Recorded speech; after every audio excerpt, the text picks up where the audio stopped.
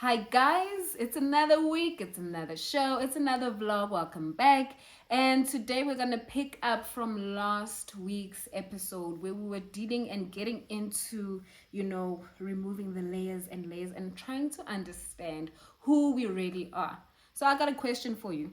If someone comes to you right now and says, "Who are you?" What are you going to say? Who are you? Tell us about yourself. Are you going to struggle? Are you going to be quick on your toes? Are you going to understand exactly what they mean? Are they asking whether you're a daughter, whether you're a son, whether you go to school? Who are you? That is the question. Now I want to know, who are you? Just put it on the comments. But anyway, as we continue, that question is deep. I need you to understand the many moving parts that speak to who you are. Starting from nature versus nurture, that's what they call it in psychology. But to bring it back home, it's all about the environment that you grew up with, the background, your family, your friends, your experiences. Why is that important? From a very young age, you basically come in and your subconscious. We've all heard about the conscious and the subconscious. The conscious is the part of your mind that is awake, that is alert, that you have control of, that you can easily access information from. But your subconscious, on the other hand, is almost like an open vacuum that stores everything inside. And it stores, and that's where your habits get formed.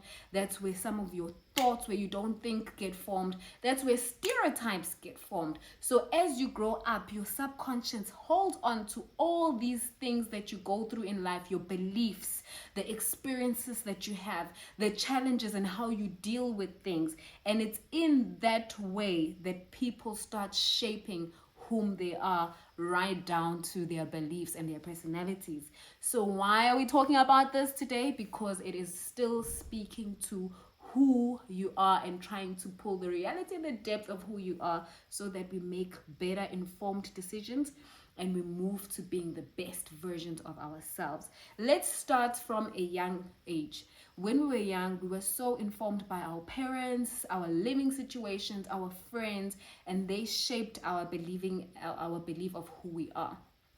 If in that young formative stage, anything that didn't sit well with you, rejection, abandonment, you grew up maybe in a household where you didn't have a father, you grew up maybe in a household where they called you stupid, those things you kept and keep in the vacuum and they stay in your mind subconsciously. And these are all contributors to some of the reason why people at their adult stage are still struggling. It's because there is trauma or deep-seated issues that haven't been dealt with. So as a child who is a born-again believer, I want to encourage you on the other end to start and stop and backtrack what you believe about yourself and who you believe you are, because social media has played such a huge role. Many of us are struggling with an identity. Many of us are struggling to find our voices because there's just so much pressure. Every time you scroll down, there's a prettier girl. Every time you scroll up, there's a nicer couple goals. Every time you scroll up, there's someone who's got money, who's earning back. It brings so much pressure. It makes you want to transform and change who and what you are to look like what the world perceives as good looking, as pretty, as cute. There's filters now that dumb down what we look like, all in the name of showing or giving a persona of ourselves that is not a reality. There are people who are struggling with who they really are. They don't like themselves because they don't look like what the world wants us to conform and look like. And I want to say, yo, that is a problem, because that means you are hiding who you really are.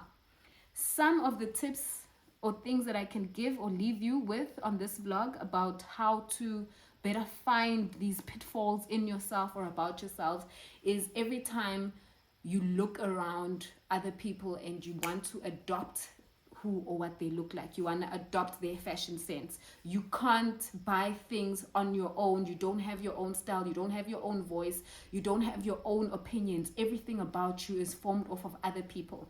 That will tell you, my friend, that you are having an identity problem and there's an identity crisis. If you have self-esteem, self-doubt, all those issues that a lot of our adolescents are dealing with, and even adults in this time, that speaks to you not being hinged in the identity of Christ that he built you up as. Because when you look at Christ and you start peeling away of the reality of some of your stories, look guys, we can never take away, if ever you were rejected, that you have issues of rejection.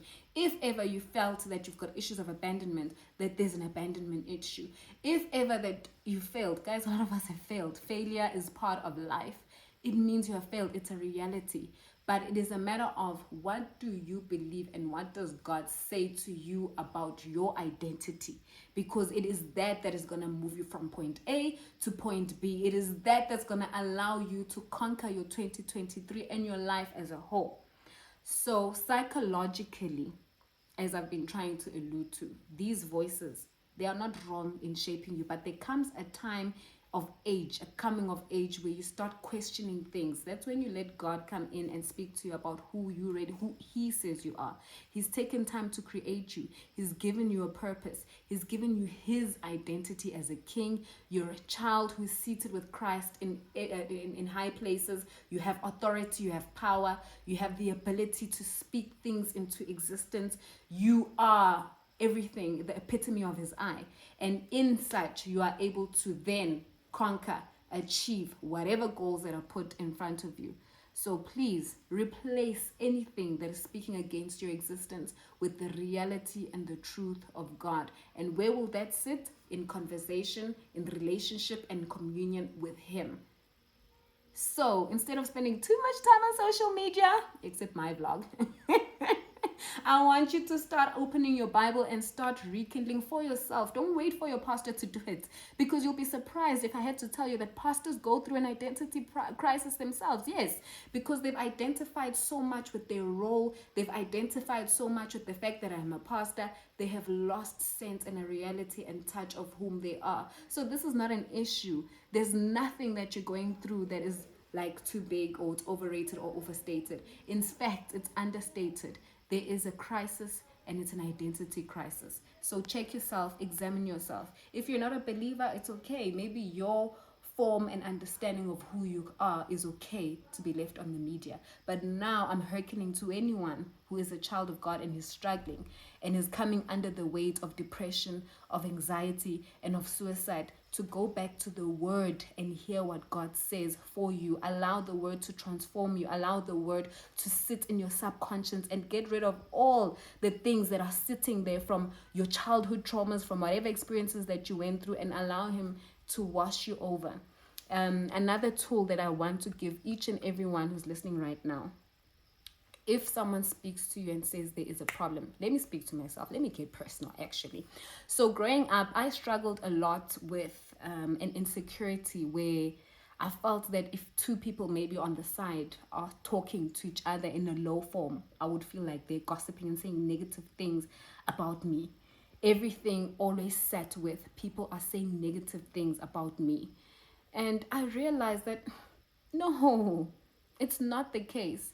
It's the lens that I have about myself to myself that I needed to change.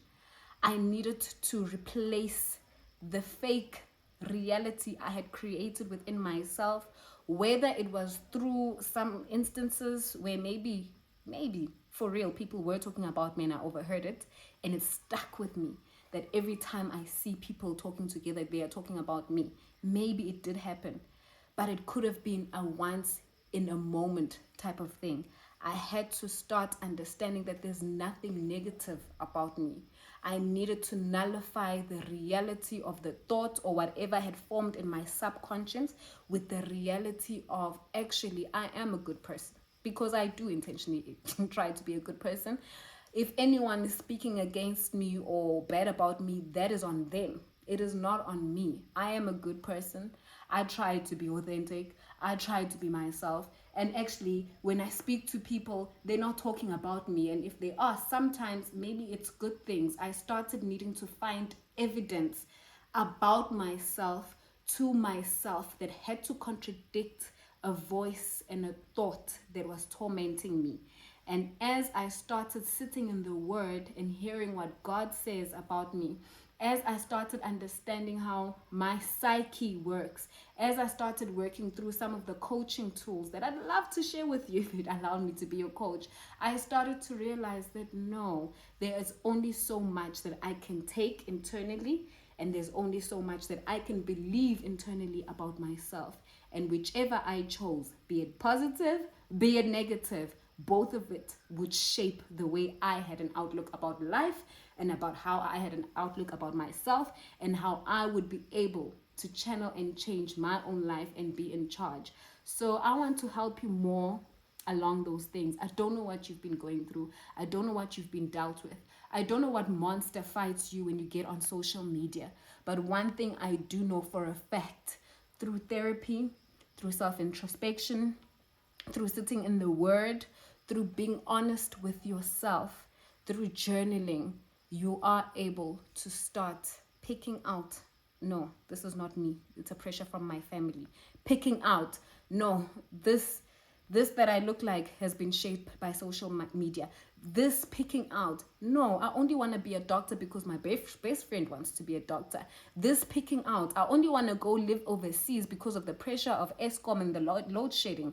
This picking out that I only want to emigrate because no one here likes me. You start picking out and start becoming real and authentic with yourself.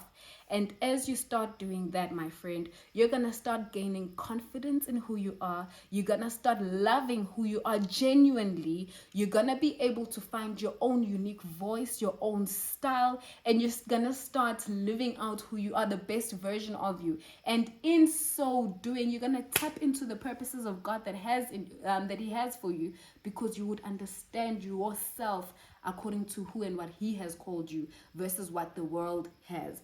And you will then start doing the daily job of being intentional about who you are and carrying yourself. People look at me all the time. They're like, Sia, you're so confident. Sia, you're easy. It's easy for you to do certain things. And I'm like, no, it wasn't an overnight thing. Do you know how many hurtful things that I hear about myself sometimes? But I don't believe that. I refuse to take that in and ingest it in my subconscious. Why? I've sat and I've given myself enough time under the word. I've sat and given myself enough time in my relationship with God for Him to affirm me, for Him to show me that He loves me, for Him to show me that He cares about me, for Him to show me that He's provided for me, for Him to say, Sia, don't worry what the people say, worry more about what I say. And ever since I changed my outlook and His word became stronger than any other word, I realized that come what may, because things are going to come. They're going to come, honey. I'm not even going to lie to you. But one thing, you're going to stand, because you're going to understand that you're affirmed, you're loved. There's no good works that you need to do. You don't need to perform. You don't need to buy friends. You don't need to look flashy. You don't need to hold a title to be loved and cared for and have a purpose. So I hope this has helped you. Always comment, questions. Let's go deeper. If you want to interact, if you want a session, please hit me up. I absolutely love you. Let's get on to the next show, next vlog, next episode, as I speak about the self-concept and how your lens, because the lenses are many, as you're hearing, the lenses are many. The lens which you choose to put on is the lens that's gonna guide you to where you're going. I absolutely love you.